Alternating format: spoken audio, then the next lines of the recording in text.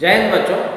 आज हम सभी पंचम किरण गौतम बुद्ध इसको पढ़ेंगे।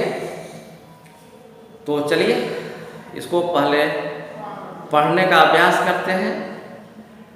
आप भी शुद्ध शुद्ध पढ़ने का अभ्यास कीजिए।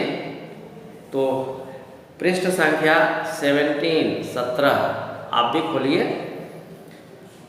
यह गौतम बुद्ध की कहानी है। गौतम बुद्ध के बचपन का नाम सिद्धार्थ था। वे बचपन से ही बड़े दयालु थे। कौन दयालु थे? तो गौतम बुद्ध बड़े दयालु थे। लोगों के दुख को देखकर वे सोचने लगते थे। वे चाहते थे कि किसी को दुख न हो, कोई किसी को दुख न दे, सभी सुखी रहें। अब दूसरे पैराग्राफ में, एक बार वे प्रभात में सैर करने के लिए निकले। प्रभात में मतलब सुबह में। वे अपने उपवन में घूमने लगे। शीतल पवन बह रहा था। शीतल मतलब ठंडी हवा। सुंदर सुंदर फूल खिले थे। पंछी चहक रहे थे। पोखर में छोटी छोटी लहरें उठ रही थीं। सिद्धार्थ बहुत खुश थे। या तो सैर करने गए ही थे। कभी सुंदर फूलों को देखते, कभी पंछी के गीत पर कान लगाते यानी कि ध्यान से उसको सुनते। कभी पोखर में खिले कमल को निहारते रह जाते। उसी समय उनके पैरों के पास एक हंस आकर गिरा। आप देख रहे हैं हंस गिरा हुआ है। वह किसी के बाण से आहत था, छटपटा रहा था। सिद्धार्थ ने घायल हंस को गोद में उठा लिया। आप देख रहे हैं हंस बुद्ध के गोद में है, सिद्धार्थ के गोद में है। और हंस के शरीर पर एक बाण भी लगा हुआ है। धीरे धीरे बाण को निकाला,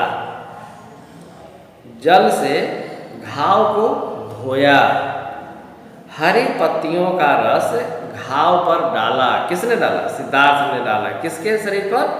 तो हंस के शरीर पर, क्योंकि खून बह रहा होगा। वे उसे सहलाने लगे। हंस की पीड़ा से उनकी आंखें भर आईं, यानी कि वो रोने लगे। शिकारी देवदत्त अपने शिकार को ढूंढ रहा था। जो शिकारी था जिसने मारा था हंस को, उसका नाम देवदत्त था। और वह बाण चला करके इसको मारा था और फिर इसको लेने के लिए ढूंढ रहा था। तीर धनुष लिए वह सिद्धार्थ के पास आ पहुंचा। आप देख रहे हैं चित्र में भी दिखला रहा है। अपने शिकार को देखा, वह बोल उठा, यह हंस मेरा है सिद्धार्थ। चलिए तो आज सिर्फ यही पृष्ठ फिर से हम इसको पढ़ते हैं। गौतम बुद्ध के बचपन का नाम सिद्धार्थ था। शुद्ध शुद्ध पढ़िए और फिर तेजी से भी पढ़ना सीखिए। तो चलिए एक बार हम फिर से पढ़ते हैं। गौतम बुद्ध के बचपन का नाम सिद्धार्थ था। वे बचपन से ही बड़े दयालु थे। लोगों के दुख को देखकर वे सोचने लगते थे। वे चाहते थे कि किसी को दुख न हो, कोई किसी को दुख न दे, सभी सुखी रहें। एक बार वे प्रभात में सैर के लिए निकले। वे अपने उपवन में घूमने लगे। शीतल पवन बह रहा था। सुंदर सुंदर फूल खिले थे। पंछी चहक रहे थे। पोखर में छोटी छोटी लहरें उठ रही थीं। सिद्धार्थ बहुत खुश थे। कभी सुंदर फूलों को देखते, कभी पंछी के गीत पर कान लगाते, कभी पोखर में खिले कमल को निहारते रह जाते। उसी समय उनके पैरों के पास एक हंस आकर गिरा।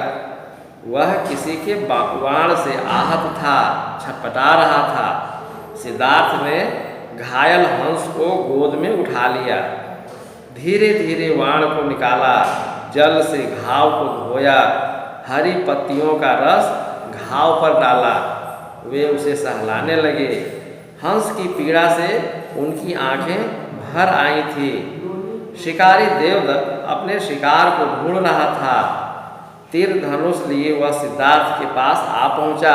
अपने शिकार को देखा, वह बोल उठा, यह हंस मेरा है सिद्धार्थ।